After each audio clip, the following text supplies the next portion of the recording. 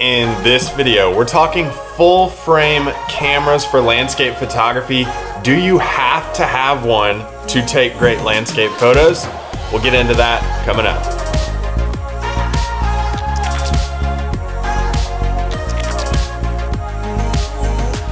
Hey, what's up guys, and welcome into the channel where I post weekly videos on how you can take better landscape photographs through in-field and post-processing tutorials, as well as gear reviews. So if you're new here, if you're into landscape photography at all, consider subscribing to this channel. Now in this video specifically, we're talking about the question that a lot of photographers think about whenever they invest in a new camera or want to upgrade their camera. Do you need a full frame camera to shoot landscape photography? No. Okay, but seriously, I really could have ended the video right there, but let's go through some reasons on why you don't necessarily need a full frame camera to still take great landscape photographs. There's this myth out there in landscape photography and in really all genres of photography that investing in a new piece of gear is really gonna help you step up the quality of your photos, and that's simply not true.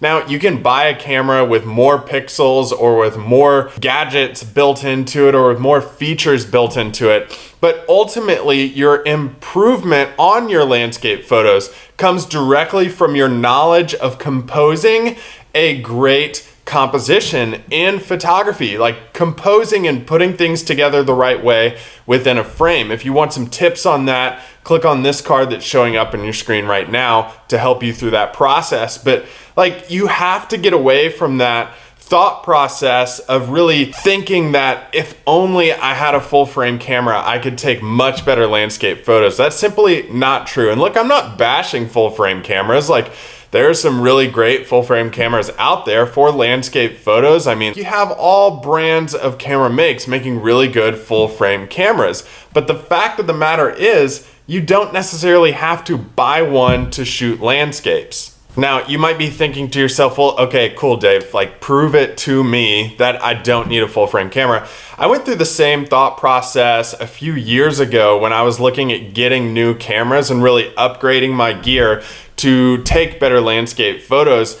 And I looked at all the full frames that were available at that time, and what I ultimately landed on, and I really wanted a full frame too, what I ultimately landed on was a crop sensor mirrorless camera. I landed on the Sony a6000 with an ultra wide angle lens. And I did this because it saved me money. It saved me money and it gave me the ability to go travel to multiple places, maybe not necessarily like really expensive places, but it left money in my budget so that I could actually get out to places to use my camera. See, if you don't stay on budget when you're getting a new camera and you're just solely focused on, hey, I need this like $3,000 full frame camera in order to shoot great landscapes, and that's all you have in your budget for photography, well, if you spend all that on a camera, you're not really going to be able to go anywhere to use it. And that kind of defeats the purpose of even having it.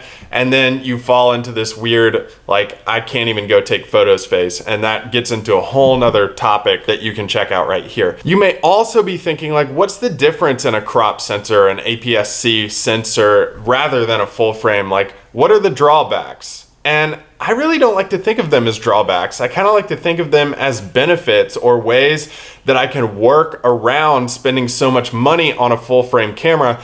Let's take this same setup for a second. The Sony a6000 with this Rokinon 12mm f2 ultra wide angle lens. What a crop sensor does, still plugged in. What a crop sensor does is that it actually gives you a little bit more zoom. Now there's a whole math equation behind this concept that I could really get into, but honestly I don't understand math very well, and I would have to get in front of a whiteboard and like wear a lab coat or something, and I'm not going to do that. Basically the idea is that it gives you a little bit extra zoom on your camera. So if you were using like a 16mm, it would look more like a 24mm. So that's why I went with a 12mm f2 ultra wide, because that will ultimately look like a 16 millimeter or an 18 millimeter. It still gives me that wide angle look. On the flip side, with like a telephoto lens like this one, a 70-200 f4, instead of a 70-200, what you're basically getting out of this with a crop sensor is more like a 90-310 millimeter zoom,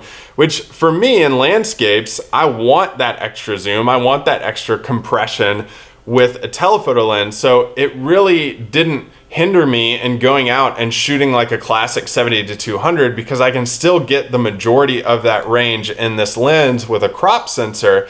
And it also is much lighter for me to carry around in my bag. And like I mentioned just a second ago, I still have cash to actually go out to places like Death Valley, Great Smoky Mountains National Park, Grand Teton National Park, all these places that I love to go to shoot. Acadia National Park.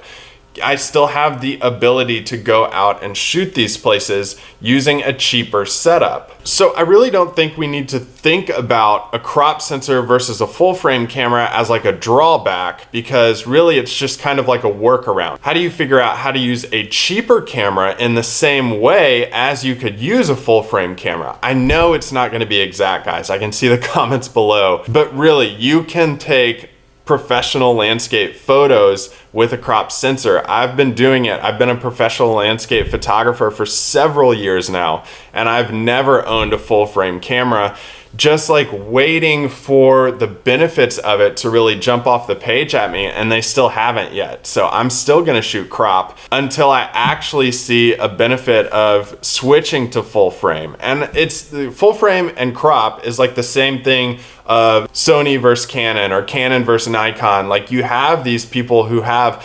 brand loyalty in a way that like any other camera is going to be sacrilege. It's more like crop versus full frame. Like full frame people are gonna say like only shoot full frame. Crop people are gonna be like only shoot crop. You have a very few select photographers who are like, I can still do the same thing with crop sensors, even if it's not a Sony. If you're shooting like a Fujifilm, they're making some really good crop sensor cameras for landscapes right now. I'll link those below in the video description too, but these are all just like ways and tools that you can use to shoot better photographs when you level up your composition game and your knowledge of what goes into constructing a better photograph. So some of the takeaways here are stay within your budget, buy a camera that you can afford while also affording to go shoot places and actually use said camera. And then also what works best for you as a photographer. Are you a little bit older? Can you carry around as much weight?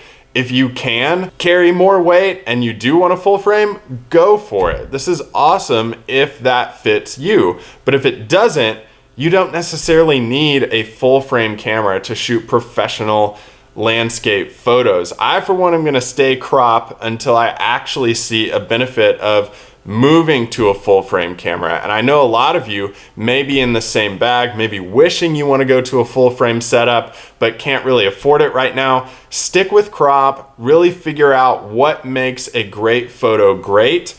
And I promise your photographs are going to ultimately improve. Hey guys, if you want to see my camera setup and a lot of the gear that I use, it's linked below in the video description, and always continuing watching is an option too. We mentioned composition several times in this video. If you want to watch some videos that are going to help you with your composition, click or tap your screen right here. If you want to watch another video from this channel, click or tap your screen right here.